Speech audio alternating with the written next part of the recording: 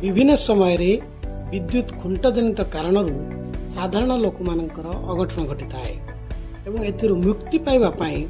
देखाइचंती कुनी वैज्ञानिक बाट एवं विद्युत विभाग को परामर्श देइचंती किभଳି भाबे विद्युत खुंट अघटन लोकंकु मुक्त रखा जाय परिबो। कलाहांडी जनास्तरीय विज्ञान प्रदर्शनी रे नुआपड़ा रे कुनी वैज्ञानिक देखाइचंती चमत्कारिता।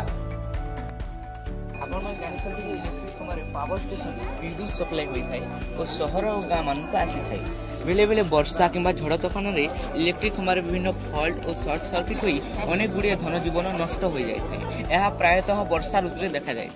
यार समाधान पाई आम एक प्रकल्प माध्यम किपरि विद्युत खुंटरे हेउथिबा शॉर्ट सर्किट किंबा फॉल्ट जनित दुर्घटना रक्षा करि परिबा एवं मानव तथा जीवजंतु को इलेक्ट्रिक शॉक जनित मृत्यु बंचाई परिबा सेति पाई हमर प्रोजेक्ट आमे तैयारी करिछु एवं यार प्रकल्प ग्रामांचल एवं सहर मध्य विद्युत खुंटरे गोटे गोटे इंडिकेटर से फिट करमा जे तार दुईटा कलर थिबा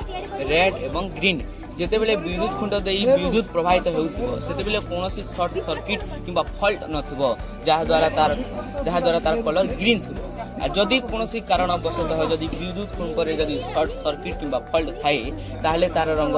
रेड होई जिवो जहा फल रे आमे जानि परिबा कि विद्युत खुंटति विपज्जनक एवं आमे अति शीघ्र जाई इलेक्ट्रिक ऑफिस से सूचना देबा एवं तार समाधान करि पारबा। देखो सर एटा देखो एटा किसी असुविधा नै ना तो करंट सब ऐसे भल छै जदि जेते बेले सर गिरी जिबा बेले आमे जानिबा लोक माने भी जाउथिले लोक देखबे जे विद्युत खुंटति विपज्जनक है आमे संगे संगे से इलेक्ट्रिक ऑफिस को कॉल करमा एवं तार मरामती करमा जहा द्वारा कि लोक मन जीवन सब बंची जिबा धन संपत्ति मध्य जली पड़ी नै जिबा खेतर।